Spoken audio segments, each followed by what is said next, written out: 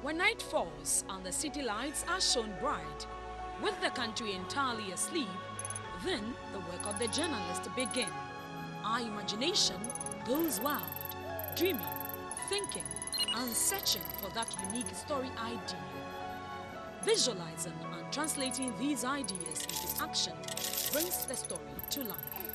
And, like the fizz in our wine glasses, the story bubbles, finding space as headlines on front pages in the print, broadcast electronically, and posted on new media across the globe. And when it catches the attention of the powers that be, they act speedily.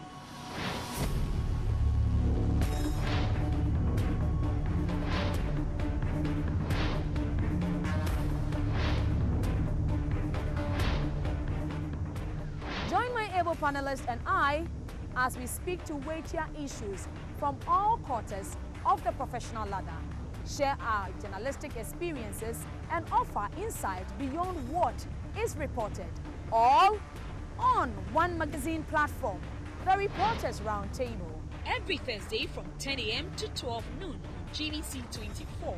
Watch a repeat on GBC24 on Sundays from 4 to 6 p.m. and on Tuesdays on Ghana Television from 3 to 5 p.m. The Reporters Roundtable. All angles, all sides.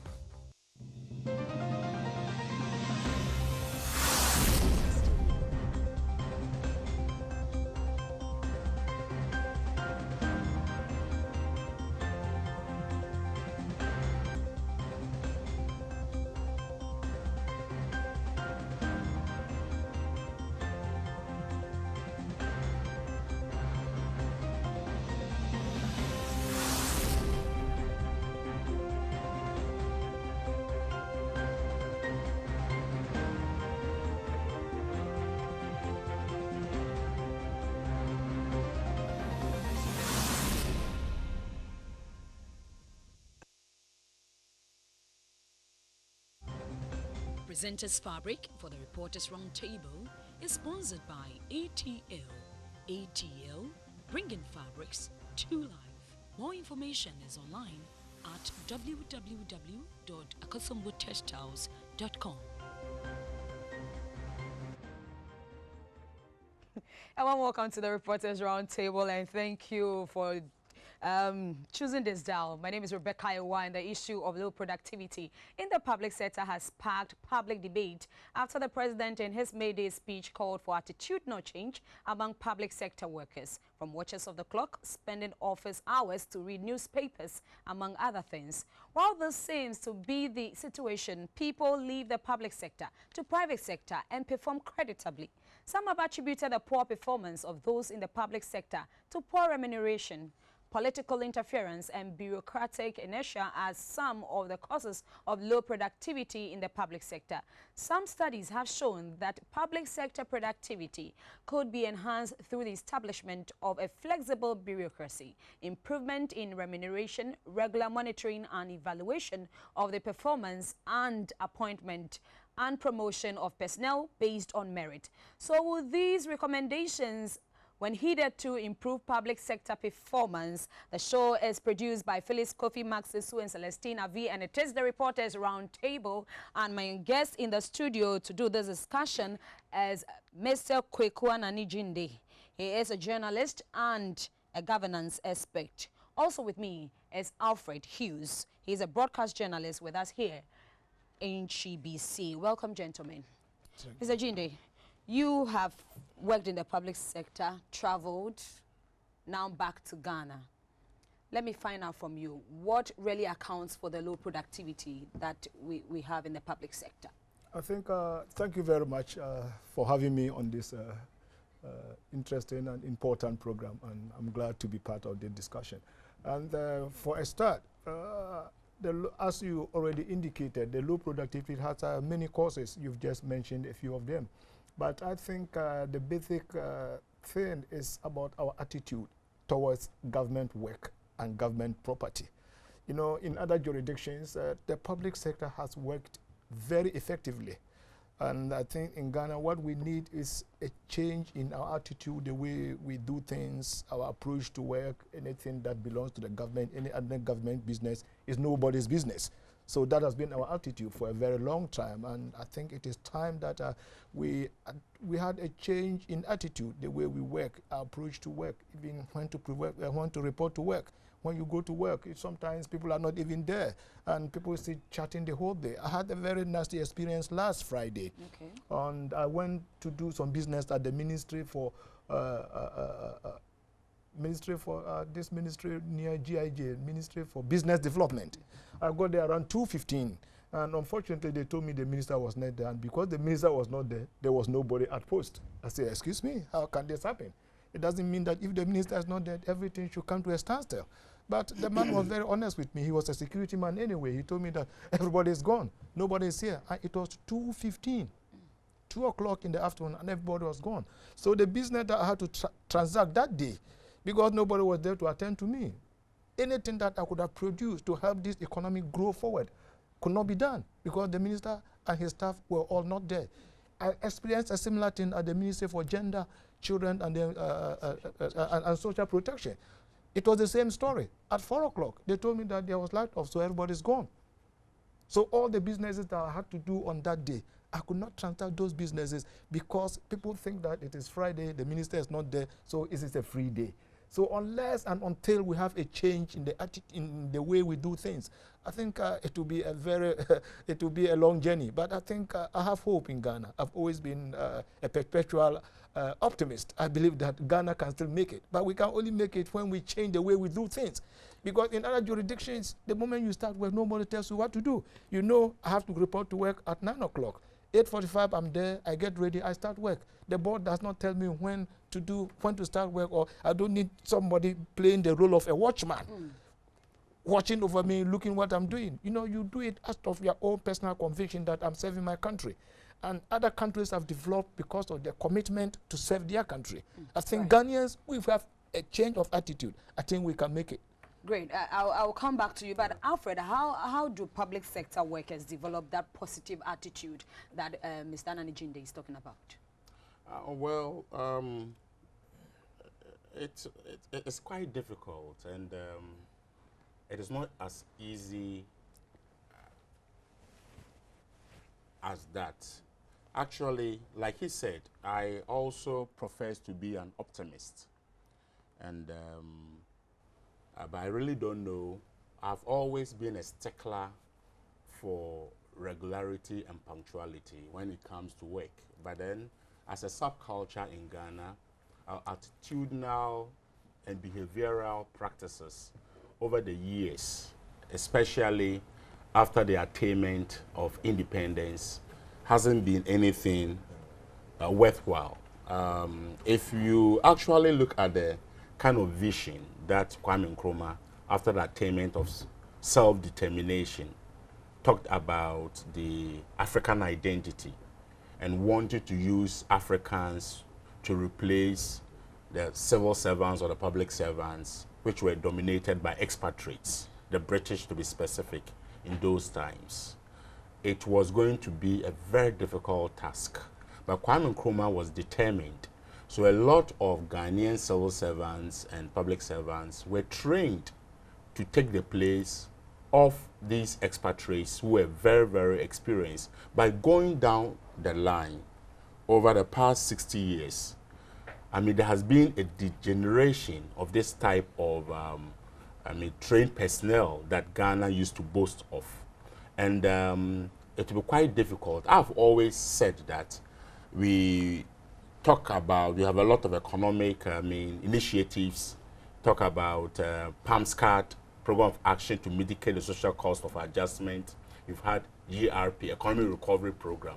I've said that we don't need an economic recovery program. What we need is an attitudinal recovery program, which would naturally flow from, lead to an economic recovery program. Because if you initiate a very effective and comprehensive economic recovery program, which is to be led and implemented and pursued by human beings who themselves are not attitudinally disciplined, then you are not going to succeed.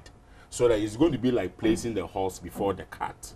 So most of the times, I have been an advocate of attitudinal recovery program, and they should start from all sectors of the economy. And we need a very strong leadership. That is why this has become almost like a cliche. When Clinton came over to Ghana, is it 2010 thereabout, and said that we need strong strong institutions. I didn't believe in that, because an institution is an intangible thing. But those who run the institutions should be strong men. Strong men, not in terms of machoism, but strong men who are disciplined, who have the mental capacity and the staying power to initiate visions, to come out with missions, to formulate policies and implement those policies to affect and impact positively the people of the nation. So that we have to subject that mantra and put it under the right spectacle or the perspectives. It's about strong men, and strong men should not be defined within the realms of machoism or strength or boxers. It's not about buko banku. It's about the strength of the mind to be able to have the mental capacity to deal with the issues that confronts the country, the issues of galamsey, the issue of people reporting to work early, the issue of people being regular at work, the issue of our, of monitoring, of supervision, of assessment and evaluation. People should be able to promote people not based on ethnicity, political connections, chronism, and all sort of things. But people should be, promoted based on merit. This is the strength of a manager, of a supervisor, of somebody who is monitoring you. It is not about physical strength. It's not about the institutional strength. When they talk about institutional strength, they're talking about the logistics, the equipment, and the tools. If we have very efficient the cameras, equipment, lights, and other things, and the men behind it do not have the mental capacity to run those machines. If I have a lousy director who is directing the show, no matter how good the machines are, we are not going to get a good quality show. A bad workman always will quarrel with his tools. That's deep. But Mr. Gyinde, you know that there are public sector workers who leave the shores of Ghana and go perform creditably. There are others who also go to the private sector, and they are fantastic. What really accounts for this? Why is it that there is low productivity here, and when you switch over, immediately you take on a new cap? Well, I think it's all about systems. You know, it is the same Ghanaian who underperforms here, but when he goes out, he excels, because the system there will put you in shape. So if you have effective and efficient systems in place, when you enter that system, you fall in line. You fall in line. So it is the system that shapes how people perform. Because I know in other jurisdictions, you can have an accountant sitting and watching television in his office. But Ghana, here it happens. I saw it in so many offices when I visited the ministries. An accountant watching television during office hours. You know, you can't do that. And also, when it comes to punctuality, in other jurisdictions, we have what we call the clock-in system. When you go, there's an electronic system. You just enter your name, and it tells everybody that Mr. Anane-Gyinde has reported to work at 8 o'clock. When you are leaving, you clock out. So there's a system to check that, to ensure that you report on time. But we don't have such systems here. So I think if we want to really increase public sector productivity, what we have to do is to change the systems. And if we have an effective system, the people will fall in line. Because it is the same Ghanaian here. Why is it that when he goes to Germany, America, UK, he falls in line, he's able to perform, give out his best, but when he comes to Ghana, it's another thing. So we have to have an effective system, and the systems must start with the way we ourselves, the attitude that we have towards work. This is what I've mentioned already. So there's a whole lot. We have to have changes in the system to make everybody fall in line. For instance, reporting to work late. You know, we've had that. This has always been the case, that it's African time. There's nothing like African time. And it is so even with the Ghanaians living in the diaspora. When there's a big party in Germany or Europe, when it's 10 o'clock, they'll turn out at 1 o'clock. But that's the same person. The next morning, he's at work at 8 o'clock. Because it's supposed to be there at 8 o'clock. So we have to have a system in place. And apart from the system, the mindset of the people. You have to be time conscious. Know that I'm working for my country, Ghana, and this is my contribution. No matter how little, how small my contribution is important for the national development, economic development of this country. Unless we do that, we'll continue to rely on others to solve our problems for us. No matter how much the World Bank intends to support you, but they are not here to support you grow anyway. Because I don't believe that most of these multilateral institutions are here to support you get out. Because the system has been structured in such a way that the international economic system has made us dependent on them. Because if we disengage or dislocate from the entire economic system, their system is going to collapse. So it is their interest to keep us dependent on them. That's why they come out with a whole lot of fanciful ideas. We had economic recovery program, PANS card, ERP1, and up to now we are still in the grist of the IMF and the World Bank.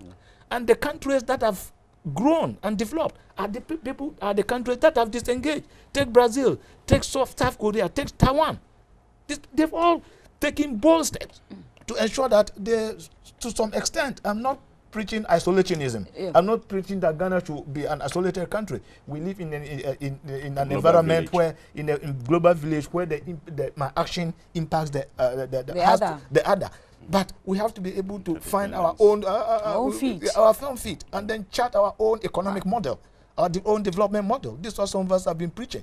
And it starts by looking within ourselves. What is good about Ghana? How can I better it? How can I improve upon it? So and that boils down to the people. It boils down to the people. So sometimes when you come here, sometimes people are ashamed to call themselves Ghanaians. So this African wear thing, we have to promote that. Although today I'm not wearing something African, but I think it is important that we look within our own selves to find our own economic models and then our own development models. But that starts with attitudinal change, and the public sector plays an important role, because in Ghana, for instance, the public sector is the major employer. And 70% of all the tax revenue goes into the payment of public sectors. So every CD that we get, 70% goes into the public sector by way of wages. So their performance is quite important if we want to develop as a country. Right. You know, Mr. Hughes, Mr. Anane-Gyinde keeps talking about the systems. But what do you make of the bureaucratic processes, the numerous ones, of course, that we have in the public sector? Yeah. In politics, it's called red tapeism. Yes. Bureaucratic processes. And every time we talk about bureaucracy, we look at the length of time that business should be executed and accomplished. And it all will be most appreciated within the realms of time.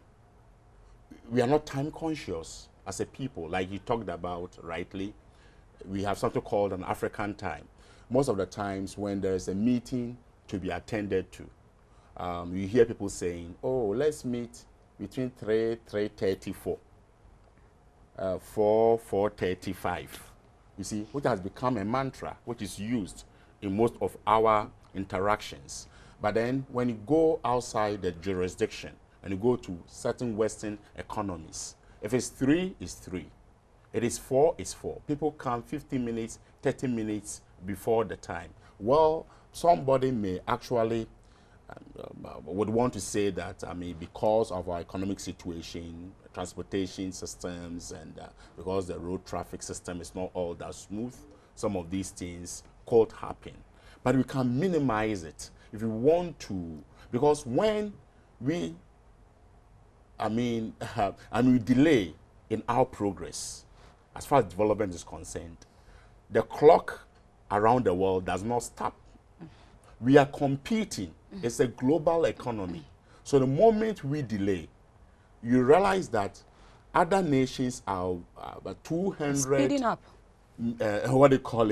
Centuries ahead of us. You see, we talk about America having had its independence in 1876, right? We had ours in, what do you call it? 1957, right? So it is not right and it's not fair to relatively to compare the American democracy with the Ghanaian democracy. And I said, no, we had the same date of independence with Malaysia. You understand me? But Malaysia, economically, democratically, socially, and culturally, is way, way, way ahead of Ghana. What happened to Ghana?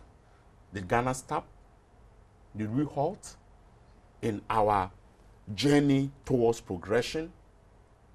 I don't want us to delve into too much politics. But within that time, Ghana had the uncomfortable privilege of going through two cool military adventurisms, what we call a coup d'etat.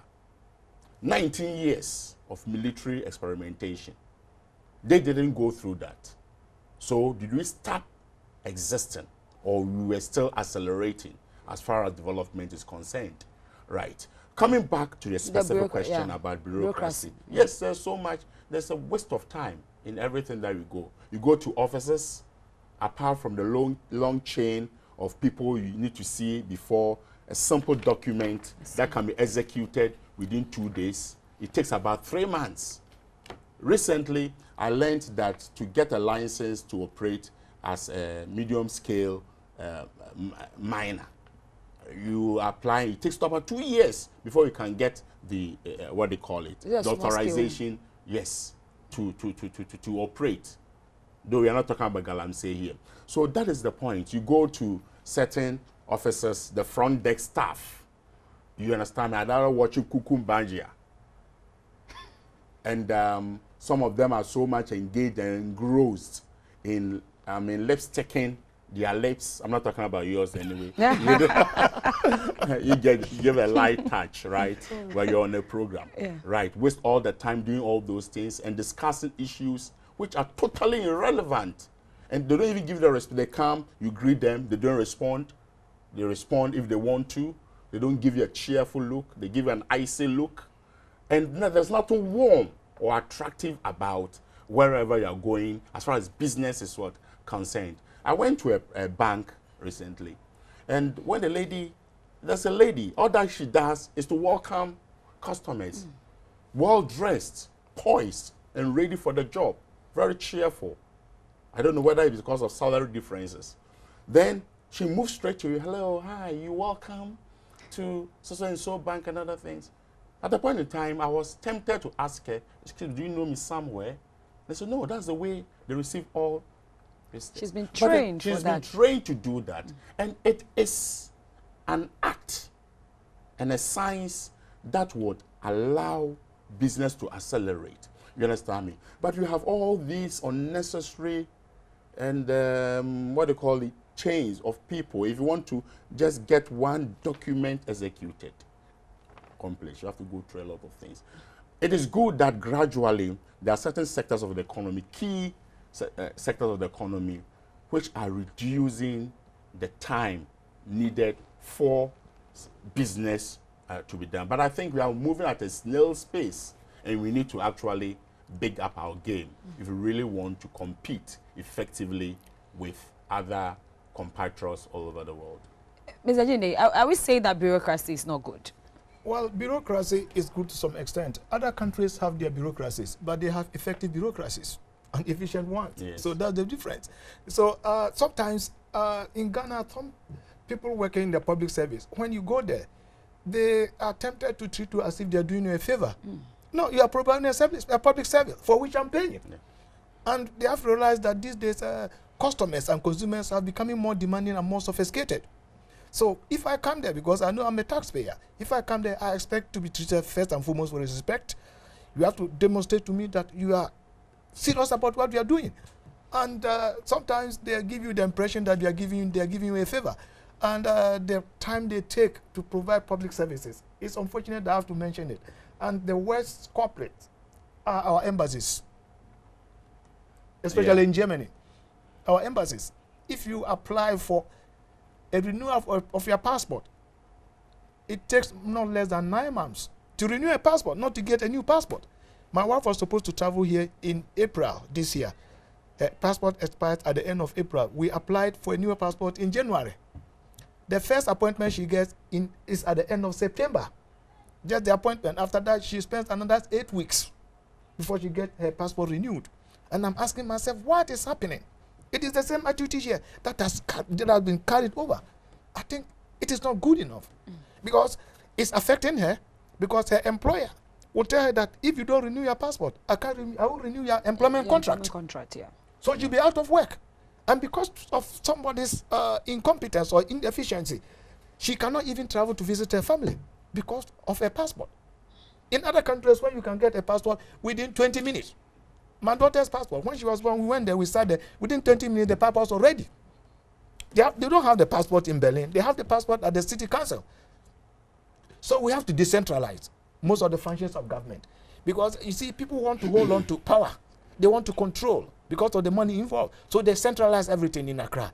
Why should I travel from my village in Bamboy to come and get a passport in Accra when I can get it in Bole? Others have done it. I've just given an example in Germany. It took me 20 minutes to get a passport for my daughter. And it was done. And I went. So if we really want to move forward, as my brother was saying, the world is becoming very competitive now. In Malaysia now, you can use 4 hours to register a new company. 4 hours, you are registered. Senegal, it takes 7 days. Mali, it takes 12 days. Ghana, it takes more than 3 months. So where are we heading? So if we want to, these public services, they support businesses because of the services they provide. They have to ensure that, okay, I get this thing, I get this thing right. And companies are not going to wait because you are slow. If they see that the environment is not conducive, they move. They move. The world is on the move. The world doesn't wait for Ghana. And always people begin to give these examples. Oh, this country has had independence for so many years. You see, I learned one thing from somebody who trained me. He's a Jewish lawyer. I work with a Jewish friend. He told me that, look, James, the difference between the African and the Jew is that the Jew will always find a reason why he should do something. But the African will find a reason why he cannot do something. So it boils down to attitudinal changes. So if we think that we want to move this country forward, which I think we can do, we have to have attitudinal changes. all these things, bureaucracy and all, also boils down to when procurement issues in Ghana. Alfred Hughes. Recently, there's a World Bank director or the representative in Ghana who hit the nail right on the head to say that most of the corruption which was engendered in Ghana over the past few years has been through procurement, sole sourcing, no competitive bidding. And where do these, those people who win these contracts come from? Not to sound too political, because you've asked me a pointed question and I have to answer you in a pointed way. Some of these things definitely go to people who are connected to the party, to politicians, to big men, to henchmen. Some could be reduced and explained away simply through cronism, nepotism, and connections here and there. And the question is that, do these people provide, how do you call it? There's an expression in economics, cost for, is it money? Value for money. Value for money. Yes, that is the expression. Money, No. So that, like the president rightly stated during his May-June presentation at Independence Square. May Day. Yeah. I wasn't there, but I had snippets of that information that we construct roads, and just after a heavy downpour, the whole street is rolled up like a pack of cards. And we also build houses which collapse like a pack of cards. That's not exact words. I'm trying to put some spin on it, right? So these are the kind of things that whittle away the hard-earned taxpayers' money. And at the end of the day, our GDP goes so high, and the country bleeds, goes into a hemorrhage as far as our economy is concerned. And these things does not augur well for the development of the country. Corruption is the number one evil that needs to be expunged if you really need to develop as a country. Right. And it's very, very important. Very important it comes from procurement. Great. Yeah. Right, it is still the Reporters Roundtable. We are here talking about public sector productivity and how the way out. I don't know whether you had an experience trying to do business in the private sector. You can also share your experiences with us when the lines are activated. You can as well send me a text or a WhatsApp on 02444754422. We are back after this breather. If you want to understand what journalism is all about, watch Reporters Roundtable, because here we criticize ourselves, we learn from one another, and try to put our profession on track.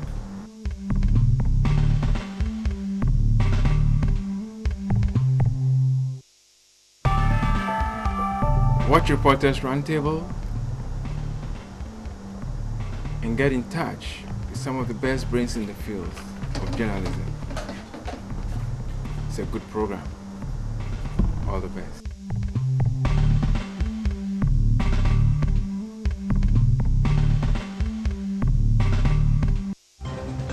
Presenters Fabric for the Reporters Roundtable is sponsored by ATL. ATL, bringing fabrics to life. More information is online at www.akosombo-textiles.com.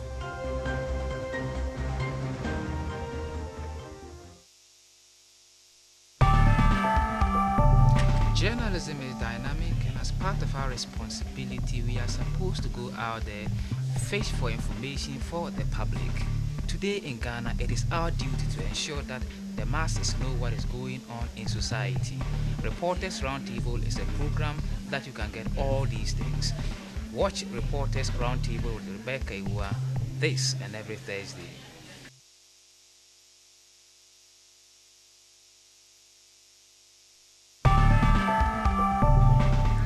Reporters Roundtable is a platform for journalists to express their views on topical issues objectively. This and every Thursday, you don't want to miss it.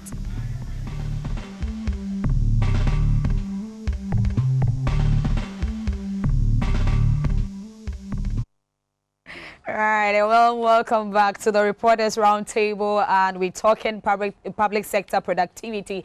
And as I indicated earlier, you can send us your test if you've had an experience with any public sector worker going to do business and you were frustrated, the bureaucracies got you turning back and all of that. You can share with us on this program on 02444754422. And when the lines are activated, we'll allow you ask your questions, give your contributions and suggestions on 0501552729. Mr. Gyinde, the procurement, Ghana has one of the best procurement laws. So what exactly could be the problem when it comes to compliance and all of that? Well, I think apart from this procurement, public procurement, we have some of the best laws in our books, because I've been researching into the various jurisdictions in respect of laws and whatever. But I think, as you mentioned, we have some of the best procurement laws, but the issue is non-compliance. And it is happening because the cost of non-compliance, the cost for non-compliance is lower than the cost for compliance. So it is easier not to comply than to comply. What I'm saying is that the laws are there, but we don't comply. And those who don't comply are not punished enough. So if somebody does not follow the proper procedures, it doesn't pass through the proper procurement processes, what happens? Just look at what happened to the this bus branding thing, when the lady was just asked to pay part of the money back. Who was held accountable? Nobody. So sometimes we are our own enemies. The laws are there. Why don't we comply with them? Because he knows, because I belong to party A, party B, I can break the law with impunity, and nobody gets punished. So that is our problem. So if we want the Compliant Act, the Public Procurement Act to work effectively, we have to comply. Those put in the various sectors to ensure that these things are done, they should do the proper thing. And it boils down to attitude. We think that because I belong to party A, I can break the law with impunity and get away with it. And those who ensure that I'm punished do not do their job, because their attitude is that because it's my party man or it's my party woman, why should we punish her or hold her accountable for whatever she does? So please, it all boils down to our attitude towards some of these things. So we may have some of the best laws, but if we don't ensure effective compliance, they will only remain paper targets. They have no effect. Right.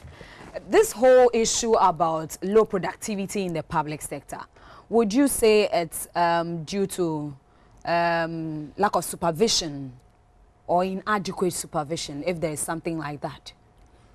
Yes, I mean, supervision is key to the success of every project that you embark upon. That is why in most, I mean, civilized institutions, you have the PME, that is the, what do you call it? Monitoring and evaluation units. Do you understand me? Where there are people who are trained to supervise. But it's all boils down to leadership. They should be effective, not only effective, you can do something effectively, but if you're not doing it efficiently, you don't get the desired quality of what. So everything that you do should be result-oriented. To quote from Kwame Nkrumah, when he took over the administration of the country, he said everything is about planning, programming, supervision, and monitoring and evaluation. So that if you want to get the best out of whatever effort we invest into developing the country, there should be effective supervision. So we should know as a leader or as a manager supervising a group of workers, you should be on top to know when people report to work. You should know when people leave. So we are talking about regularity and punctuality. And my brother talked about the clocking system. Yeah. There are people who come to work, laze around, at the end of the day, they clock. I believe that this clocking system, most of the times, is effective in factories or industries. But where you work, you and I, you are a presenter. If somebody wants to know the value of the work that you do, I guess it would be better to be monitoring and supervising your program rather than checking the number of times that you clock. You clocked. Somebody may live around GBC, occupy any of the bungalows. He may come clock 5 a.m., then maybe go home, lives around, and come around maybe 4:45 and clock and go back. I don't think that that would be a very good denominator or mechanism for measuring and assessing work. You understand me? Everybody should be given some kind of, there's something in administration or human resource, right? When you are assessing people at the end of the appraisal, people should be appraised. And at the end of the day, you should be scored. There should not be preferential treatment in who should be promoted. Promotion should be based on merit. Good. And it should be done scientifically. Good. Based on the work that you do. So supervision is very, very cardinal and key to the success of every development. And the mechanism for measuring efficiency should be very scientific. It should be from the office level, from the corporate, the private, the public, and even at the helm of leadership. The president himself should be able to subject himself to some kind of measurement. It shouldn't be this only 4-year term where people go to vote to give their mandate to presidents, and people would go no matter how good one person has done or not. He would his choice for a president or a political party will be based on ethnicity, religion, or any other considerations. No. We should try as much as possible to be empirical in our outlook as far as trying to measure our performances are concerned. So supervision is very, very key and should be done in a more scientific way than standing behind somebody like a slave master and making sure that he does his work, even when it's being done professionally or efficiently. No, that's not the way it should be. It should be done more scientifically. All right. You know, there has been this talk, if you work in the public sector, we have always complained. I say we have because I'm also in the public sector. We have always complained about the kind of remuneration we get. It's not motivation. It's not motivating enough for you to give off your best and all of that. Which one should come first? Is it better remuneration or higher productivity? Well, I think in the first place, you know, most countries have developed because their public sector is very effective and efficient. Because the public sector supports these corporate entities. When a company wants to acquire a certificate, how efficient they are and how fast it acquires this has an impact in on the overall GDP. You know, the gross domestic what we all produce at the end of the year. Yeah. How effectively that public sector is able to provide these services to support these companies. What is going to increase our productivity. So before you start asking for remunerations, you have to do your part of the bargain. Because if you don't increase productivity, where are we going to get the money to give you the remuneration that we are talking about? So first, do the proper job, do it effectively, let us get good results from the outcome of your effort. That is where how we are going to remunerate you. But if you can't give me so much, but you haven't put in any effort, where are we going to get that money? But remember, Ghana, 70% of our tax revenue goes into the public sector. So, but we are putting so much, but how much are we getting out of this public service? I'm not going to be judgmental here. We are all Ghanaian, we have to make our own judgment. So we put so much, are we getting that much from the public sector? I think the answer is no. So in the first place, if we want more salaries, we want more. Justify your inclusion. You have to justify why you have to pay you so much. Yeah. You know, I'm not speaking. I think we have to be very honest with ourselves. If you don't work, you can't get something if you don't put in something. You have to work for what you want to get. So people who want more salaries, whatever, they have to justify why they should be giving more salaries through productivity. But if you don't produce and you expect to be paid more, I think Alfred, do we pay or against more? Well, look, I'll just give an example. Okay, do give that example. Last 2 years, I came to perform my mother's funeral, and I went to Sunyani to do some advert. GBC. When I went, some of the journalists were sleeping on the benches. I said, hey, what is happening? No. Obia my assignment, nobody has given you assignment. I said, journalism is not office work. You go out and look for stories. Go to the market. Are they journalists or administrative staff? They are journalists. They told me that, oh, well, they haven't given any assignment.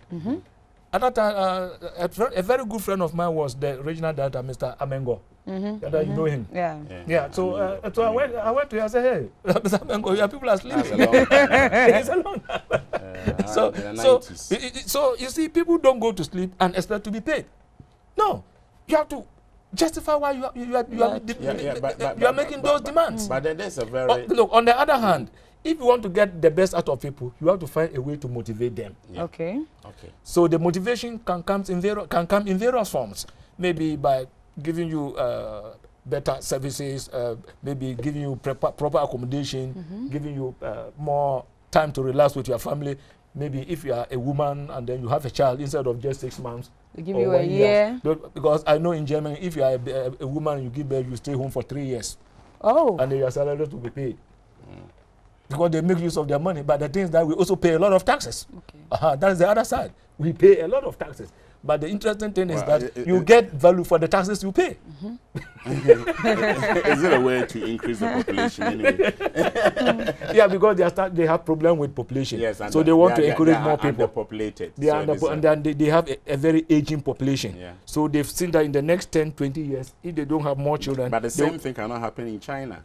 Well, that's another story. Yeah, but then I respectfully disagree with some of the things that he has said. On the remuneration against high productivity. You know, at a point in time, President Kufuor said, I mean, government pretends to pay workers, and workers are pretending to be working. Right. That is a very deep-rooted, I mean, philosophical statement that he made. But he knew very well. You see, when Mr. Gyinde was speaking, he kept on using the word and used it 3 times. I'm not trying to be judgmental. I'm not trying to be judgmental. Okay, hold the judgment. It is a reporters roundtable, and I know if you have an experience, you have an experience with the public sector, you can call us on 0501 552 729 0501 552 729. Have you had any experience with any public sector work? I wouldn't want you to mention names, but tell us your experience. And if you have a way where public sector workers can up their game so that we can all contribute to our motherland, why not? You are free to do that. But please let the language be civil. And once you call us, kindly lower the volume on your set so that we can talk. Right. So the number again is 0501 552 729. Alfred, come back to your judgment. Yes, I would like to be real quick because I know a telephone call will come and you interrupt me. Yes. You see, these are mutually exclusive and they should move in tandem. And you should not exercise any fear or apprehension that people are going to criticize you for saying that. Yeah, it is true. But know also that it is salaried, which is the fuel that actually drives people to get motivated to work. If you are working and your salary are low, you get so demotivated. It's just the salaries, the allowances and all. The allowances, that even everything. will boost you. Yeah. This is money. The remuneration is so low. It doesn't really give you, and that leads into frustration, some kind of depression, and it can lead to disillusionment. And when it gets to that point where the bridge between disillusionment and depression is so delicate, then of course you have problems, right? So I believe this should move in tandem. People should be paid and paid well, but then there should be supervision and monitoring to get the best out of. You have a corporation where we have 5 drivers and 4 vehicles have broken down. The vehicles have not been, or what they call restored or replaced. Where do you expect those workers to go? Where do you expect them to go when all that they know is to drive? Now, like somebody sang, where should they go again? The only thing, so they'll sit there 5 years, 6 years, and at that library board in Takoradi, there was a man. I used to go to the library a lot, and this man had not worked for almost 9 years. Whoa. Because the only vehicle that he was using, which was the Benz bus, had broken down for heaven knows how many years. And there was nothing he could do apart from him. He reported to work every day. So when he go to work one day and see him pushing droughts or playing cards or dozing off, I don't think you need to blame him. There's a root cause to the problem. And some of these root causes are very genuine. It's different from people who have to work, and work is waiting, and they are working lotto or gossiping or watching Kuku Badia. Okay, we have Ohiniba from Dansoman. Yeah, okay. Let's get to hear from Ohiniba. Hello, Ohiniba. You're welcome to the Reporters Roundtable. Yeah. Thank you very much. I think you are having a very good discussion. Thank you. Ohiniba, could you please lower the volume on your set? Ghana will improve. I think we need to look at the HR department and unit, because the major problem that we have is the bureaucracy at the HRs. For example, a worker is promoted and the documents need to be processed. You realize that until the person pays money or the person moves up and down, the ministries himself or herself, nothing get done. So if some of these issues will be taken care of, staff will be very happy and they will work with all their heart, especially within the health sector. So this is my contribution. The government needs to look at the HR system, and I believe it will help us. Right. Thank you so much, Ohineba, for calling to the program. Right. He talked about yes, the but is it HR. limited to the HR? I believe it happens in every sphere and sector of the corporate organization, where especially every office you go, somebody wants a weight to be put on the work that you are doing. So that you go to, say, a particular ministry, a typist, a secretary, a messenger, a person who will just stamp your document. Everybody wants a weight. If you don't put something on it, your document will be there in the files, gather dust and cobwebs. But right. isn't that what the more reason why we are preaching against that is corruption. You see, the more the red tapeism is long, right, the more the tendency a bureaucratic nature of the things. And then I don't generally blame civil servants. I blame people who also demand services from them, because they are so amenable to pay bribe, and they even go with a preconceived idea to go and pay bribes. Like what happens? Okay, we have Desmond from Bubuashi. Hello, Desmond. Hello, madam. Yes, you're live on the Reporters Roundtable. Oh, okay. I really like and appreciate your program, especially the contribution from your panelists. Thank you. You know, one of your panelists said that, government pretends to pay workers and workers also pretend to... He was actually quoting former President J. Kufuor. Exactly. And it is true. If we dealt into it, we could see that what he was saying was ready, and then, some of the packages that comes out of such workers or employers are of low demand, and the employees also tend to work as it is. So I think the remuneration, as you said, should be looked at so that it will motivate the workers also to do their best to improve the company. So I really appreciate your time. Thank you too. I appreciate you for calling on to the program. Right, there is this issue about the disparity between the pays of Article 71 officers. No, before you go, it's very important. You see, but the research has also shown that over the years, high remuneration has not always been the panacea for high productivity. You understand me? And even in areas where there is high salary, that's where corruption is rife, and that's where what do you call it? That malay that exists in the work ethic. Okay. I don't want to. Let's hold on with the malay that happens in the work ethics. Let's go to Hachu and have Yao. Hello, Yao. Hello. Oh, okay. I guess Yao. Please. Yes, the malay that happens in our workplaces, and I'm sorry to the example that comes readily in mind is the police service. Recently, about 5-6 years ago, when I hear Yao is back. Before you give your I'll come to you, Mr. Gyinde. You've been quiet for quite some time. Hello, Yao. Yeah, hello. Yes, sir. Yeah. Okay. Mine is a very quick one. I'm a software developer. I actually believe in this concept that if it is possible, that there could be a feedback mechanism, let's say in a mobile app, where you go to a ministry, you want a service, it's not being provided well, you can report.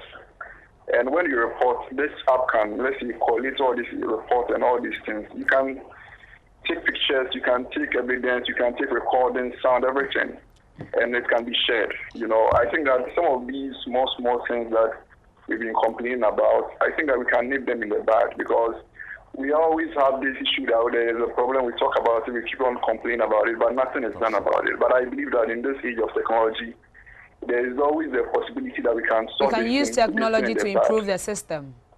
To improve upon the system, especially with the reporting aspect. The telcos have a way people able to report such issues, but we can go a step further by enhancing it using technology, mobile apps and stuff. It can get evidence-based reporting of issues, and I think that this can make the problem in the bad. That's my opinion on it.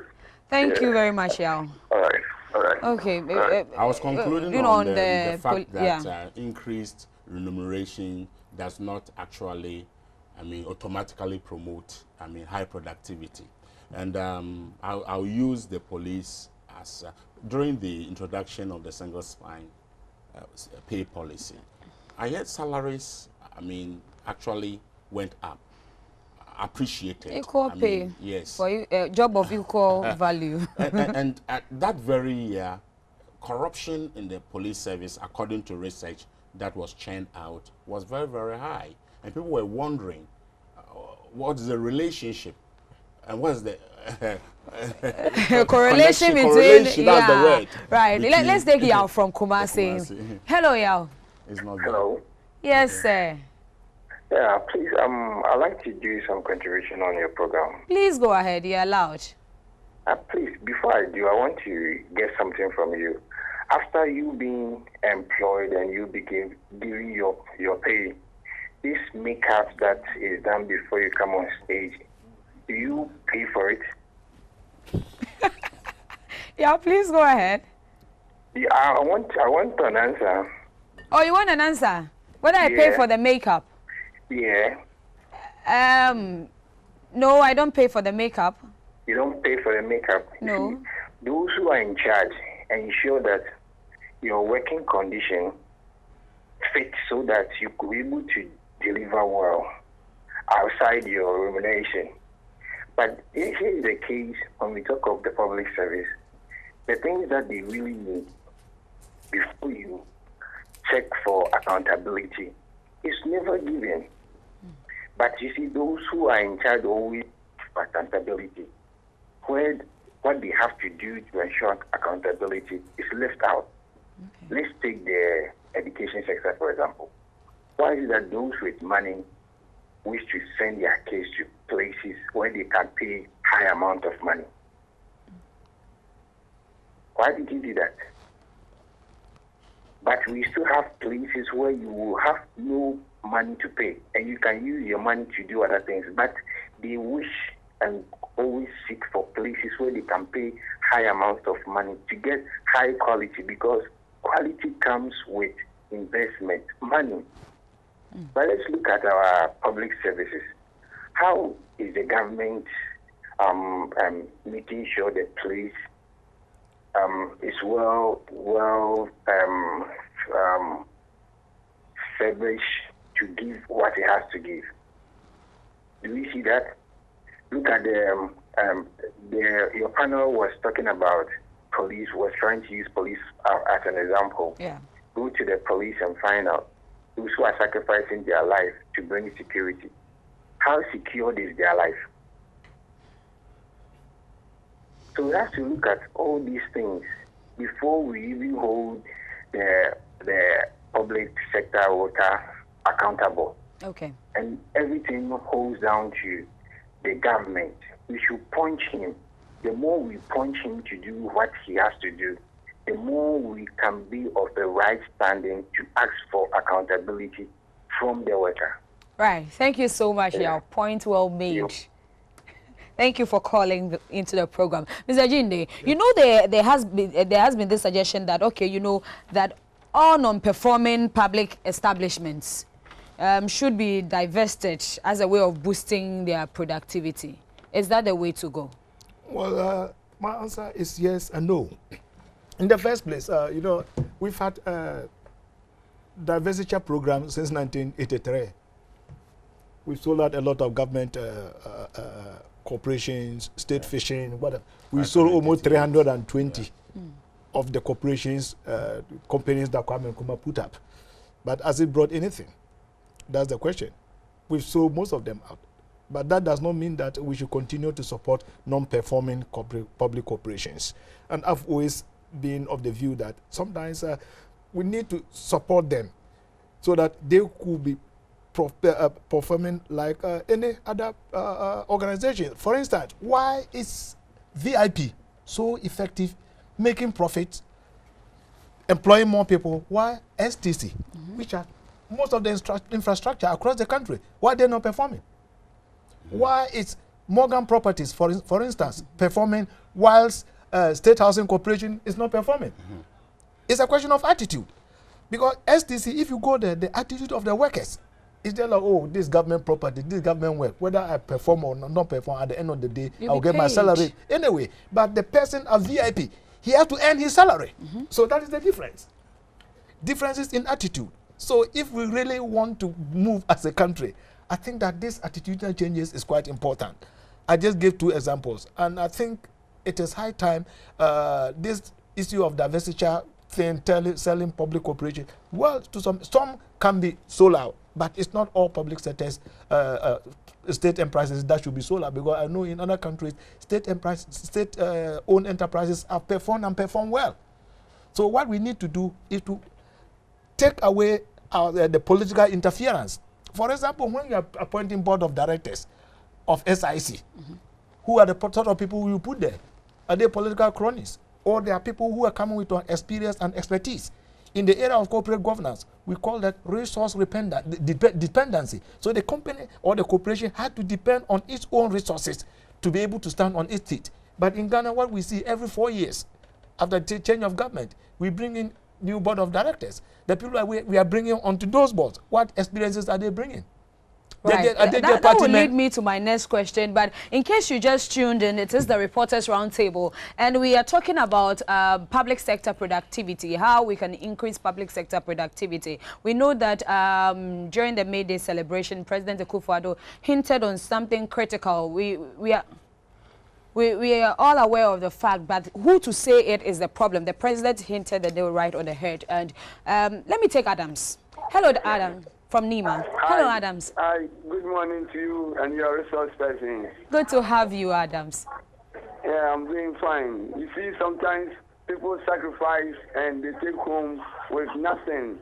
Imagine someone who is in high authority is going home with all kinds of packages, and people have sacrificed over the years since independence time, and if you see the kind of misery they go through after their retirement, it's nothing to write home about. So this is what they need to look at, and efficiency, and we need to avoid mediocrity. And the executive also possesses a lot of powers. So the bureaucracy is likely to be more. So they need to address all this, and also it's not who you know, efficiency, and those who have the capability must be also appointed, and there must be proper supervision, as people have highlighted. And we are in a digital world, but it will surprise you that in many offices, there's nothing like any computer for any data. We don't have proper data. And most of these civil servants also don't issue receipts on their work that they do. So they must address all this. Thank you very much. Thank you, Adams. Thank you, Adams. You know, you spoke about, you brought in a little bit of politics. So let me, Alfred, let me come to you, and there's this issue about the perceived politicization of the civil and public service, which sometimes also breeds suspicion. Yeah. You understand? Breeds suspicion and lack of trust among the staff and the political heads. How do we resolve all this? Because he spoke about sometimes when there is a changeover. Why are you calling it a perception? It's a reality. Right, okay. Fine. Probably you are playing a devil's advocate. But as I sit here, and I need to be truthful to the facts. And we need to know that pushing an opinion is different from the truth and what is a fact. Okay, Alfred, I'll give you the chance to continue with this, because we really need to, we have somebody from Accra. Hello, please. Yeah. Your name? Good morning. How are you? Fine, thank you, and you too? I'm doing good. I love your panelists. They're great. They're really great. Thank you. And we are fortunate to have them. My problem is patriotism. You know, we don't seem to like our country. We don't have any love for the country. We intend to think that everything at all is for the leaders. We don't love our country. And in Ghana, all things are being vested in the leaders. We think the leaders should do everything. So you see people walking down the lane. Everything in Ghana is invested in the leaders.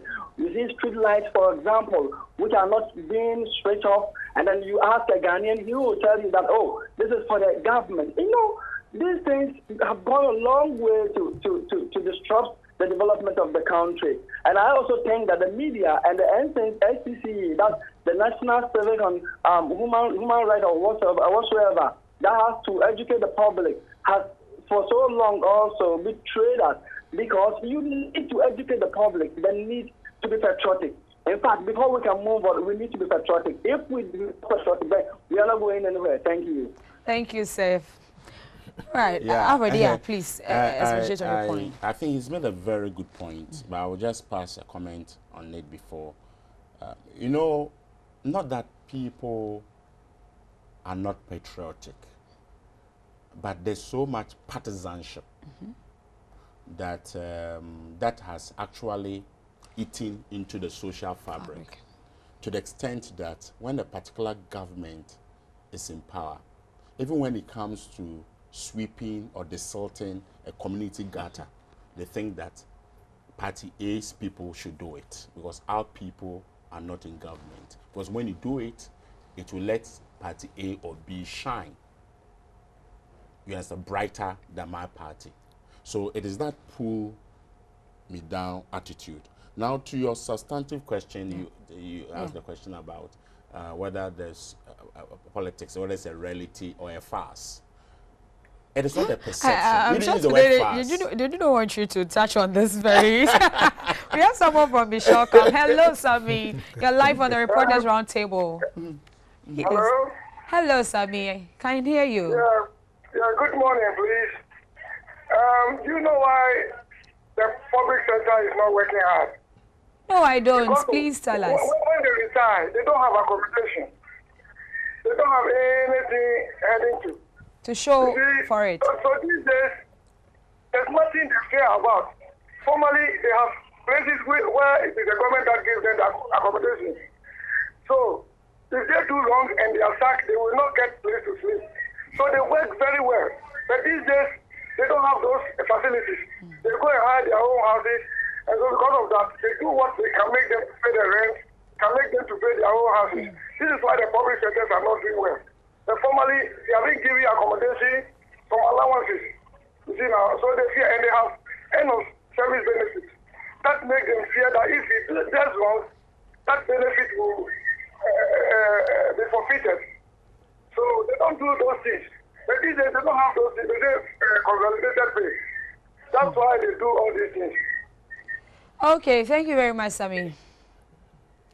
He's talking about end of service benefits. A public worker, you work so hard, you go home without anything. With even though your take home pay is not sufficient to even get you. People cannot take you home. They can't take you home. I'm not jumping the gun. That's why I'm so angry about these benefits for Article 71 office holders. Yes. You know what? I think that is the biggest scam on the people of Ghana.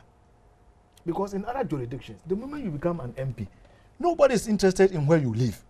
You buy your own car, you look for your own accommodation. In the UK, after the elections, members of parliament, they look for their accommodation. If you are going to buy an aeroplane, it's your own business. I was surprised that the Prime Minister shared the same building with the finance minister. Where the Prime Minister was at the top floor, the finance minister was somewhere at the ground floor. So and can it really happen? No, in the same way, in a country like Germany. Please hold on. I have one caller from Nzima.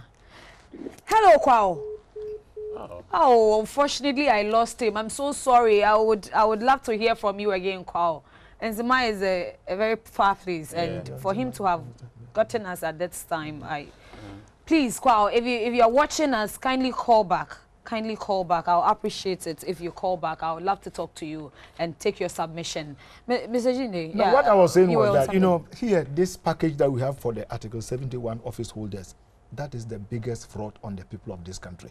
Because we went in asking us to give you the mandate to become an MP or to become a president or a minister. We've given you that mandate. So why should it be our responsibility to look for accommodation for you? Why should we give someone who is only going for 4 years give him all the benefits, a car, and some of them who become ministers even get 2 cars. One for their girlfriends and then one for themselves. I don't know. No, that one. I don't know whether it's for their girlfriends or whatever. For now, it's a speculation. No. It's not. I know that if you can become a minister, you are entitled to 2 cars, 1 4-wheel drive and 1 saloon car. No, but you are stating it as a matter of fact. No. If it's constitutionally mandated for 1 car should be given to the wife. No. They give them 2 cars. They give them 2 cars. Whether he gives to his wife or a girlfriend, that's his decision. Okay. But what I know for a fact that they give them 2 cars, 1 saloon car, 1 4-wheel drive car. Because it's 1 for the girlfriend. That could be another matter. We have Stephen from Tema. Hello, Stephen. Hello. Yes. Good to have you on the program. Share with us any experience any experience or any suggestion. I would want to talk from personal experience. Good. Sometimes talking about in the public sector, when there is newly employed workers, the old staff develop this sort of mediocrity around that newly employed worker. Meanwhile, if looking at the performance of the newly employed worker, you would see that the performance of the newly employed worker is way bigger and better than that of the old staff. So when they develop this sense of mediocrity around the person, they just hinder the performance of that newly employed worker, which brings down productivity. So if that area is looked at, I think it will help increase productivity. Okay. So let me just finish on my point here. Yeah, so if the MP who served for 4 years, he's going out with so much money, with so many perks. Why can't? And somebody who has been a teacher for 35 years, a policeman who has been on the beat for almost 30 years, putting his life on the line, risking himself for these very ministers. At the end of the day, even when he goes on pension, even to get his pension, SNET will tell you that the money is not there. He has to trace, walk to Accra, travel from Bamboy to Accra or Bole to Accra for so many months before he even get the little that he's entitled to. So I think the cost of the corruption we see in the public service is linked, because he knows that at the end of the day. Mr. Gyinde, please, I have Kwao. I've been looking forward to this call. Hello, Kwao. Yeah, good morning. Kwao, you're calling us from Nzema. Thank you for calling back. Nzema, I appreciate it. Yeah. Thank you too. My lines are really not disturbing me. I know. Your panelists are great. I love this. I've been yearning for such education of the media to happen. I think I love it when the caller called from Accra. His name is Stephen. He said something great about patriotism. Before we can move on as a nation, we need to have a mindset that whatever we do, positive or negative, is going to affect the generation. And so whatever we do now has to be positive so that we can move on as a nation. If not, we are always going to be seen at the back of development with regards to other nations. So I think I love it. That's all I can say for now. And we love you too for calling into the program. Thank you too. Thank you, Kwao. Yeah, Mr. Gyinde. So I was just making the point that if the civil servants sees this, that this Article of the 71 office holders go home with so much, but he, after working for 30 years, goes home with nothing. He'll be thinking, when I go on retirement, where am I going to live? How am I going to take off myself? So that is where the issue of corruption breaks in. So all these issues are linked. So if we really want to have a corruption-free public service, which to me is not possible anyway, but we can always strive towards it. If we want to have it, it means we have to find a way to support the public sector workers by way of remuneration, supporting them so that they can be assured that when they go home, they have something decent to live in. But the package that we've given to the Article 71 office holders, I think it needs to be looked at. It's a biggest scam on this country. I guess recently, not to vouch. Alfred, then you tie in your politicization bit. Not to vouch for any one political party, whether the previous one or the current one. Recently, something has been done to prune down on some of the perks that comes up with. For instance, they say that no new cars will be bought for a period of 4 years or so by the Nana Akufo-Addo government. And again, the previous government, I think, sacrificed some allowances under the Mahama government. 10% of the allowances. 10% of the allowances to do something. So But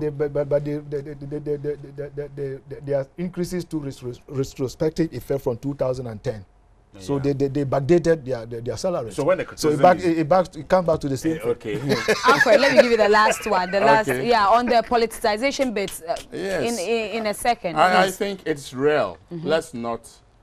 I mean, the double standards, the hypocrisy that goes on in this country should stop. And then let's call a spade, and let's not call it a big spoon. I believe there's so much politicization when it comes to the public service and appointments to the public service. And at certain times, it's because of the partisanship by some public servants. That is why the situation is like that. There are some civil servants who do not act professionally. They get to the public service and they align themselves with politicians and do the bidding of their, what they call the person who lines their pockets. So when the next government also comes and they feel that Mr. A or Mr. B was so partisan in his dealings, you understand me, most of the times they need to take him off. And it happened. I mean, Bank of Ghana appointments and all kind of stuff. All these things happen. All right. It doesn't augur well for the development of the country. Yeah. Okay. Mr. Gyinde, anything else you want to say quickly? I think Ghana has a very bright future. Okay. But we can only realize that bright future when we have some changes in our attitude. I always keep saying, no matter what, if we bring an angel to become the president of this country and we don't change ourselves, the president alone cannot achieve much. But I also recognize that leadership is the cause. Any other thing is the effect. So we also expect some leadership from the top politicians so that they provide the leadership so that we, the rest on the ground here, can follow. And then Becky, just allow me a quote from Kwame Nkrumah. Yeah, you love Kwame Nkrumah. Yeah, I just finished his autobiography. Okay, right. So he says our sovereignty can either be managed or mismanaged by us and nobody else. Quote. Right. Okay, so on that note, we wrap up on this one. We're talking public sector productivity and whether attitudinal change is the way to increasing output and promoting efficiency. And I've been doing this with Mr. Kwaku Anane-Gyinde, who is a journalist and a governance expert. He's worked with the GNA, he's worked with the Ghanaian Times and went over to Germany to also work there. He's now back in Ghana doing one or two things, and I know he will be going back soon. Alfred Hughes is also a broadcast journalist who has been tracking the historical antecedents of Dr. Kwame Nkrumah for so long, and he loves Kwame Nkrumah. We all love our former president, right? My name is... Not ideological. Anyway, my name is Rebecca Ewa. We are back with a chat on the table. Be with us. Don't go anywhere. Reporters Roundtable, and get in touch with some of the best brains in the field of journalism. It's a good program. All the best.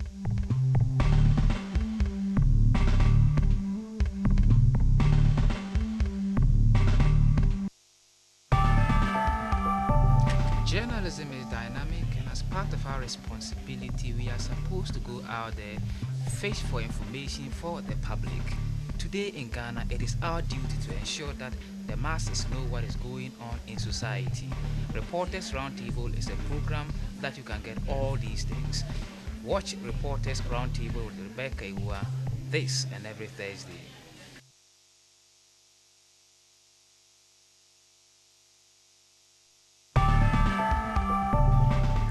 Reporters Roundtable is a platform for journalists to express their views on topical issues objectively. This and every Thursday. You don't want to miss it.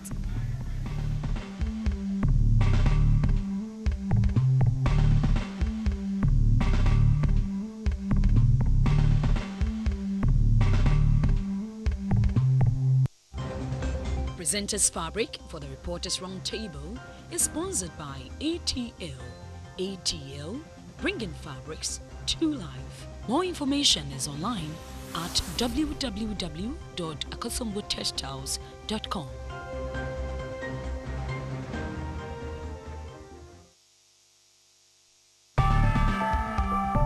So in our day-to-day practice of journalism, we get the opportunity to write on a litany of issues ranging from politics, business, health, religion, and what have you. We seek to bring this experience onto one platform, the Reporters Roundtable. My name is Morris Ogbete. Watch the Reporters Roundtable on GBC24 every Thursday.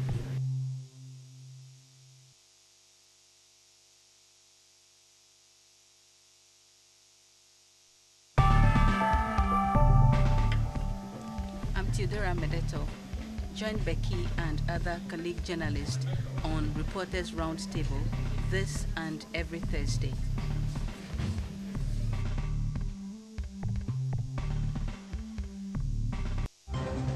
Presenters Fabric for the Reporters Roundtable is sponsored by ATL. ATL, bringing fabrics to life. More information is online at www.akosombo-textiles.com.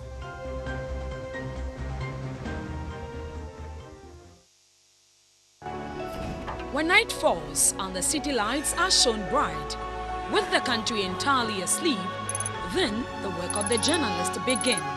Our imagination goes wild, dreaming, thinking, and searching for that unique story idea. Visualizing and translating these ideas into action brings the story to life. And, like the fizz in our wine glasses, the story bubbles, finding space as headlines on front pages in the print, broadcast electronically, and posted on new media across the globe. And when it catches the attention of the powers that be, they act speedily.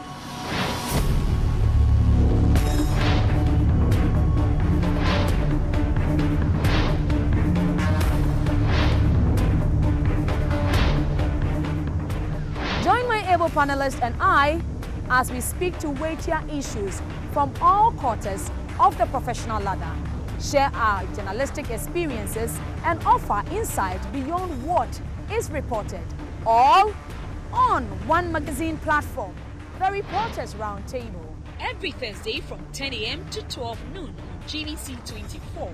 Watch a repeat on GBC24 on Sundays from 4 to 6 p.m. and on Tuesdays on Ghana Television from 3 to 5 p.m. The Reporters Roundtable. All angles, all sides. Presenters Fabric for the Reporters Roundtable is sponsored by ATL. ATL, bringing fabrics to life. More information is online at www.akosombo-textiles.com.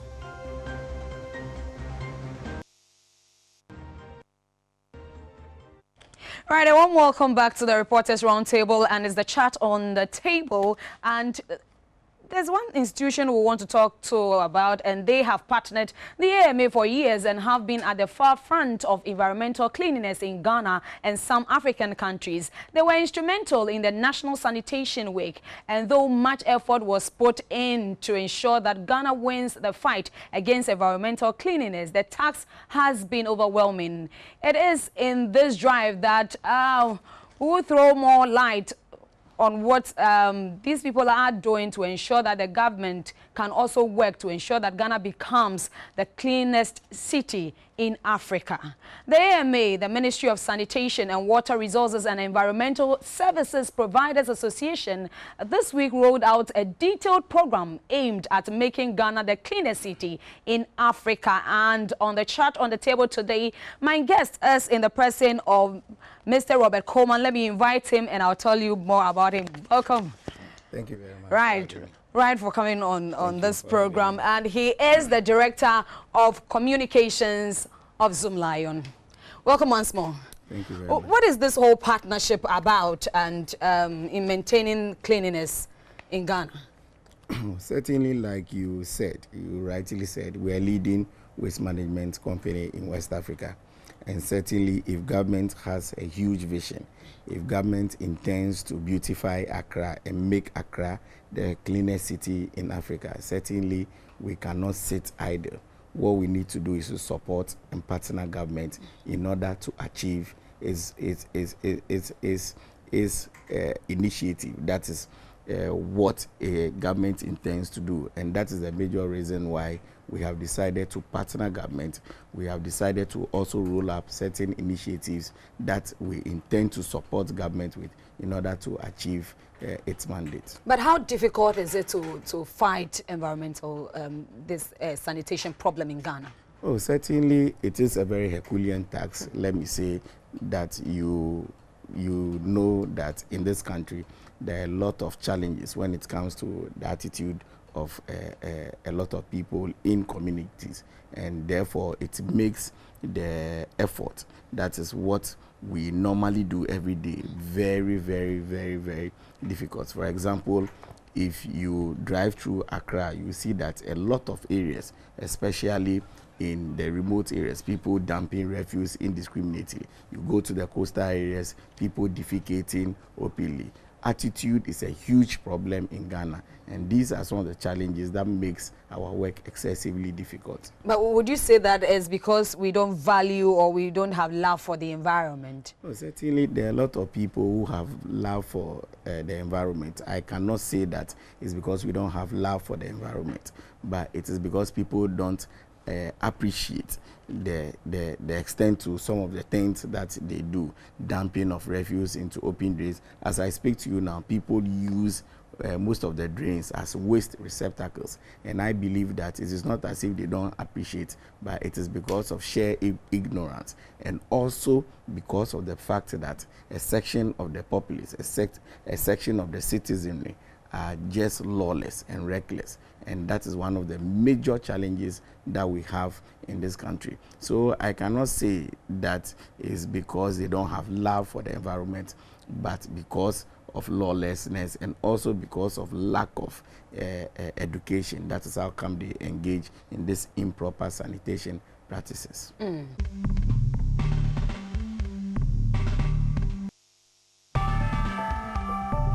Journalism is dynamic, and as part of our responsibility, we are supposed to go out there, fish for information for the public. Today in Ghana, it is our duty to ensure that the masses know what is going on in society. Reporters Roundtable is a program that you can get all these things. Watch Reporters Roundtable with Rebecca Iwa this and every Thursday.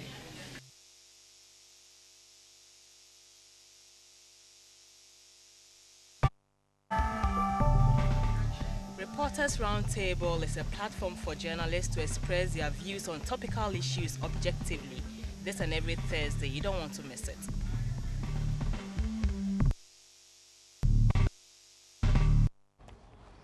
Right, and welcome back to the Reporters Roundtable. And a chat on the table, we have the Director of Communications at Zoom Lion. He's in the person of Mr. Robert Coleman, and we are talking about how we can make Ghana the cleanest city in Africa, as President Akufo-Addo has emphatically stated. And we are talking to him, we're finding out how far, so far he's been telling us it's been good, but there are challenges. Let's talk about the assemblies, yes, their effort. Yes, let me say that we work in tandem with the assemblies, or the district and municipal, together with the metropolitan assemblies. We have contracts with them. We provide equipment, and we do a lot of fumigation works for the assembly. Aside that has to do with the YEA program that we undertake in the various assemblies. We have deployed workers effectively within their localities or the district assemblies that we operate, and we do this closely with the environmental health officers.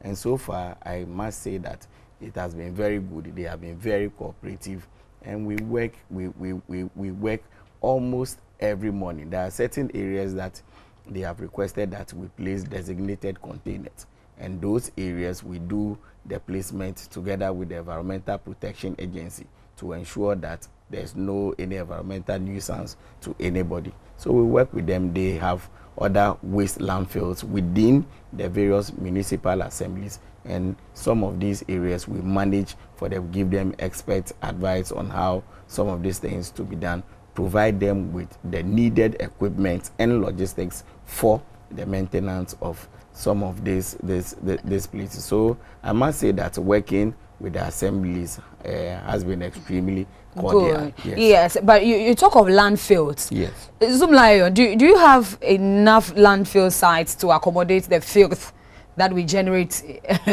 yes, countrywide? Landfills currently, let me say that, is becoming a thing of the past.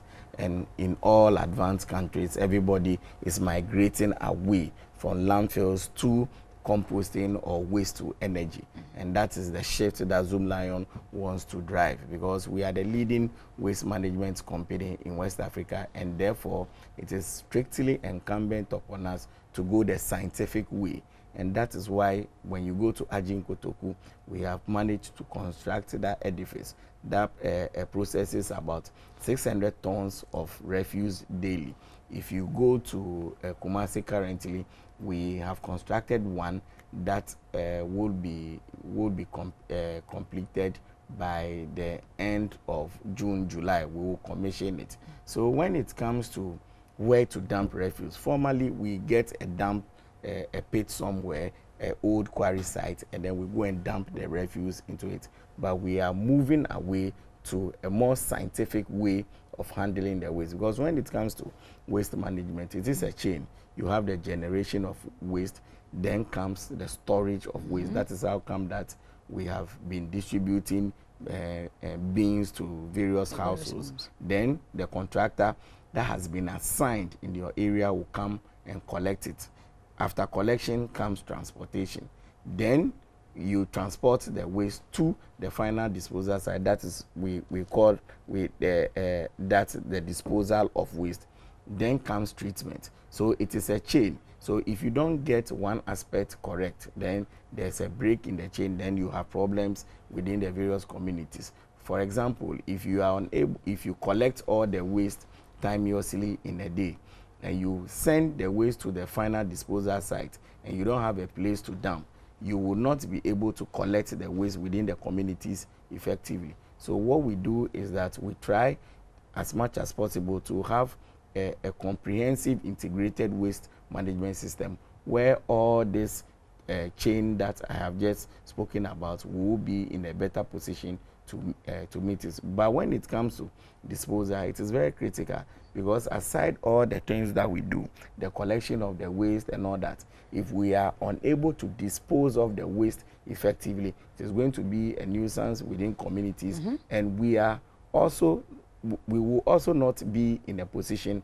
to collect the waste from the point of collection very well. So what it means is that in all this chain, you must try very hard to make sure that where you dispose of the waste is in a better shape. And that is why we are of the view that composting is the way to go. And if we are able to construct more compost plants within the various metropolitan assemblies, then we'll be in a better position to collect the waste effectively. Right. When it comes to sanitation issues, it's a whole big problem in Ghana, and we'll open the phone lines whilst we engage this. Engage Mr. Coleman here on ways of dealing with it and how they are going to support government to make Ghana the cleanest city in Africa. Our phone line, as we already know, is 0501 552 729. 0501 552 729. 0501 552 729. What is your question? What do you have? What suggestions would you prefer so that Ghana can be the cleanest city in Africa? Zoomlion is already in other African countries. By how do you intend to support the government with this statement that the president made? How are you going to support the government to make Ghana the cleanest city in Africa? Yes, let me say that after the statement that was made by His Excellency the President Nana Addo Dankwa Akufo-Addo, the mayor of Accra, I think on Tuesday, also came out boldly to support the statement, and the Accra Metropolitan Assembly has enumerated some of the things that they intend to do to make sure that this particular dream or vision is actualized by the Assembly. As I speak to you now, I'm very much aware that the Environmental Services Providers Association, of which Zoom Lion is a member, will be holding a press conference on Tuesday to also come out with initiatives that we intend to support the mayor with in order to make Accra the neatest city in Africa. And therefore, I would not want to preempt some of the things that we intend to do. But let me just speak about storage, because it is very, very vital. And as part of what the president has said, Zoom Lion, for example, has come out to support the initiative with 1 billion waste bins that will be distributed across the length and breadth of the country, because we believe... Is that for free? Certainly it's going to be for free, but you know, when it is given to you, you need to register, and then the service provider will come for the waste and send it to the And that is for a fee? Yes. Certainly the waste collection is going to be for a fee, but for the bins, it is something that, you know, hitherto we normally import the beans from China, and look at the exchange rate, the amount of money that we use, the hard foreign exchange that we use. But currently, what we do is that we produce the beans in Ghana. Okay, the mold has been purchased here, and Zoom Lion has a plant that manufactures the beans. We collect this plastic waste, we recycle them, we pelletize them, then we add virgin material to it to blow the beans. So we have a plant that is in a position to produce over 400 beans every week, and that is what we have started. So we intend to support this initiative with this particular number of beans in order to make the dream a reality. So let me say that there are a lot of things that we intend. Massive public education is one. We believe that in order to engender attitudinal change, behavioral change, what you need to do is to educate the masses. A lot of people are just recalcitrant. Some people are oblivious of the fact that when they engage in A and B, the ramifications are very enormous. And on that basis, they don't adhere to proper sanitation practices. What we need to do is to embark on massive public education.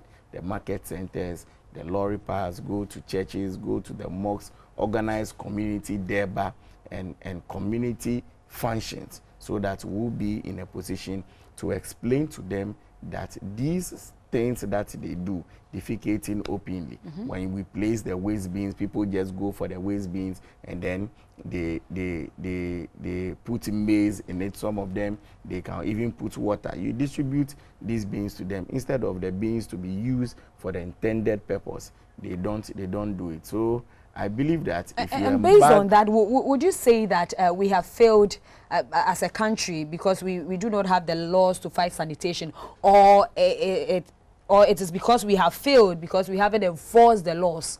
No, when I don't think that we have failed, because if you go to other African countries, I think Ghana, as compared to what we have here, especially in Accra, we are doing well, even though it is not the best. And over the years, sanitation has been a huge challenge.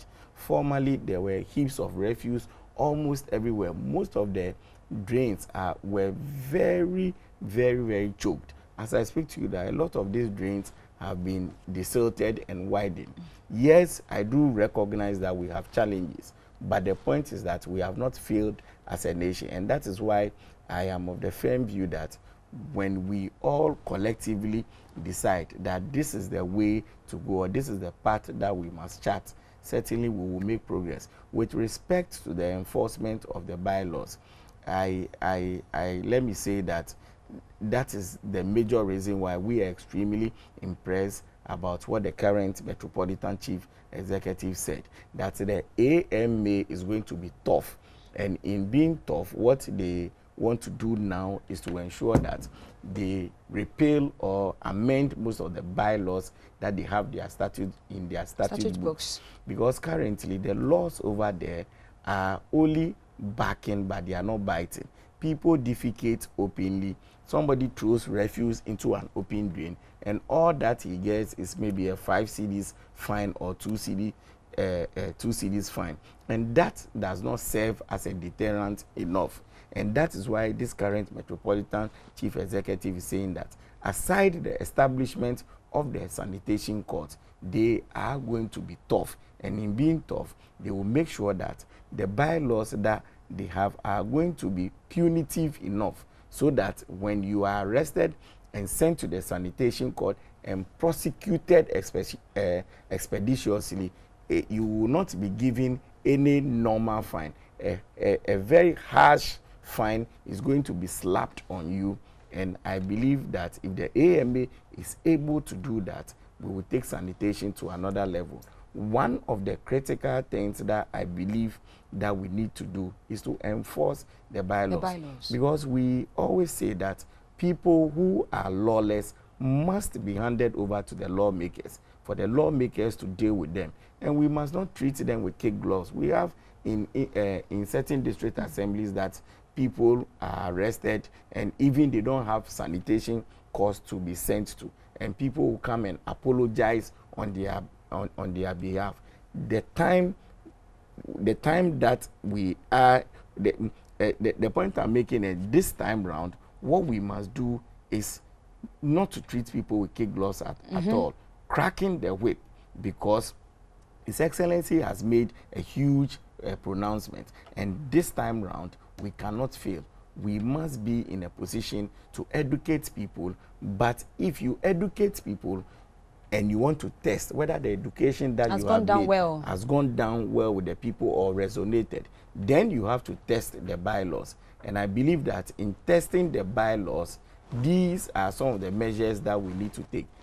We must be able to give people stiffer fines and punish them to serve as a deterrent to others. Hello? Yes, hello? Yes, sir. Your name and where you calling from? This is Baba Wala calling from Wa. Okay. Let's hear you. Okay. Please, I want to talk on the sanitation issue. Yes, please do. I think the problem can be solved if we involve our chiefs. Because in times when they are to celebrate festivals, we chiefs come and we hear chiefs comes out to say they don't want noise for 2 weeks or 3 weeks and it's done. We hear chiefs come to say they don't want people to be outside, they have funerals and it's done. So I think if the chiefs come out to say they don't want to see rubbish around anybody's house, or they don't want to see rubbish around the market where you sell your things, I think people will follow the order. And also in our plans, when we are to build our houses, I think if we begin to put things like a manhole which will take care of our rubbish, like the rubber and the papers, we can bend those ones and rather put the other ones which cannot be bent inside our dustbins for the Zoom lions and others to carry away. If not, I don't think this problem can be solved. Okay, thank you. All right, thank you very much. I hope you have. Yes, I think it's about segregation. Yes, about segregation. But before I deal with segregation, let me say that it is a huge comment that he has made, and let me applaud him for that. It's a position that we have always been emphasizing on, that the chiefs, they have a remarkable role to play. For example, I am very much aware, I am a Ghan, and I know currently there's a ban on noise making in Accra. Yesterday night, I drove around certain areas and people are complying. We have tremendous respect for our chieftaincy institution. So you think when we channel these sanitation issues through it is long overdue. It is high time that the chiefs within our various communities and localities recognize that they have a responsibility, and the responsibility that they have within their communities, their villages and their towns is to make those areas very clean. And therefore, they must also come out with traditional bylaws to support the assemblies in order to achieve this dream. Right, but let's talk about the plans you have for the rainy season. We know the rains. Yes, it is a problem. In other jurisdictions, in other advanced countries, anytime it is about to rain, people are extremely excited. The rains are coming. People will be using the rainwater to irrigate their farmlands and all that. But in Ghana and in most African countries, anytime it is about to rain, then you see people very sad because they are of the view that most of their areas will be flooded. And that is why we think that we need to change our attitude so that anytime it's about to rain, during the rainy season, we will all be excited. As I speak to you now, you know that the desilting of the Odo drain is ongoing. The desilting of the Kole Lagoon is also ongoing from June 10th, when we had that huge and unfortunate disaster. Zoom Lion has decided to widen the basin of the Odo drain and also to ensure that when it rains from the high hills and all the water comes to Accra, we will have a very huge channel in order to accommodate the waste. Together with the desilting of the secondary drains that we are doing closely, we are working on with the Accra Metropolitan Assembly. And the current Metropolitan Chief Executive has also insisted that most of these drains should be desilted. The last time I checked, about 18 of these secondary drains have been desilted. So let me say that currently Accra stands tall to receive rainwater than it used to do some in previous years. We have Sophia from 2 years ago. Right. Hello, Sophie. Hello. Yes, you're live on the Reporters Roundtable. We're talking sanitation now with the director, communications director of Zoom Lion. Would you please lower the volume on your set so that we can talk, Sophie? Right, that's fine. Okay. Let's hear you, please. Okay. Well, I just want to say Mr. Coleman is doing a good job. I've been listening to the interview since we started. I think all the points you mentioned on sanitations are really good. And Zoom Lion, they're doing a good job, but I think he's doing a good job as well with the sanitation. And I think the interview is going really well as well. I just want to congratulate him and say he's doing a good job. Okay, thank you. That's it. He's taking that on behalf of the Zoom Lion family. It's a cool one. Yes, right. Let me thank her for the compliment. We are humbled when we hear some of this pronouncements. But what do you make of it when Zoom Lion comes to the news in a bad light? Talk of government contracts and all of that, and what do you make of the news? Oh, you know, in every human endeavor, some of these things are bound to happen. There are a lot of people who, out of, let me say, mischief, people who want to write certain things about the company when they have absolutely no evidence to what they are writing about. We are very focused, we are very purposeful, and therefore sometimes we don't want to pay attention to some of these things. You know, some of these things are normally done to thwart your efforts when you are progressing in life, and therefore when we see some of these write-ups, we just hand them over to our legal department to handle them, so that the operations aspect of the job we focus on. I have Thelma. I have Thelma from Tema. Dinah. Hello, Dinah. Yeah, Dinah from Tema. Hello, Dinah. Sorry about that. Yeah, I'm listening to the interview, and I'm very happy with the Zoom Lion officer.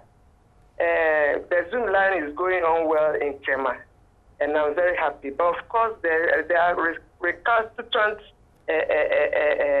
neighbors who will not want to pick the container and then put their rubbish in, and they go about throwing it around. I don't know what they will do or the assembly will do to rope them all in, because where we are in Community 11, they are working very, very, very well, and I'm happy with it, except that their vehicles break down a lot.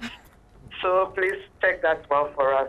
Okay. I'm very pleased with their program. Very, very well. Well done, my brother. And more grease to your elbows.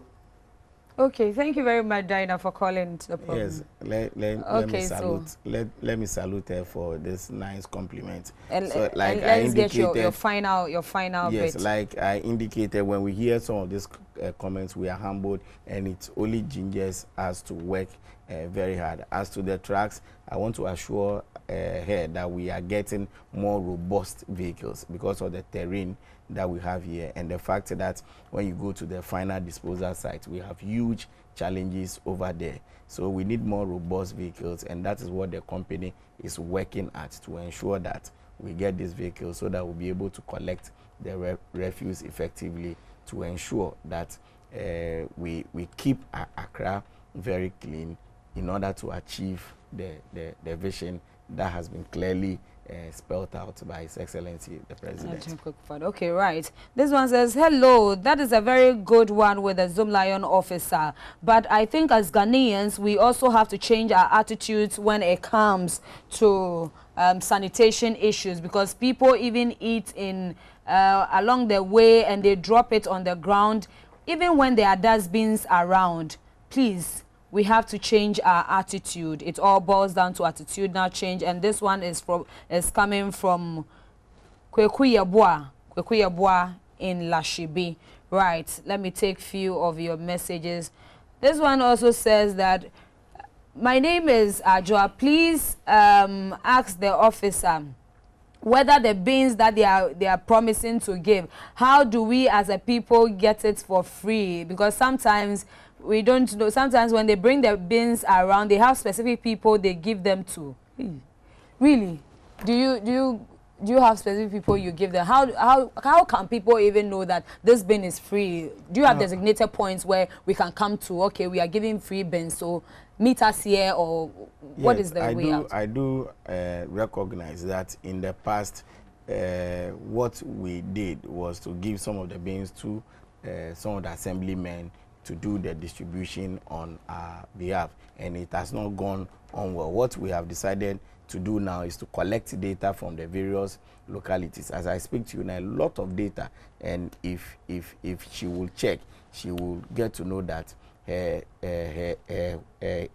we have come to that particular area to collect data.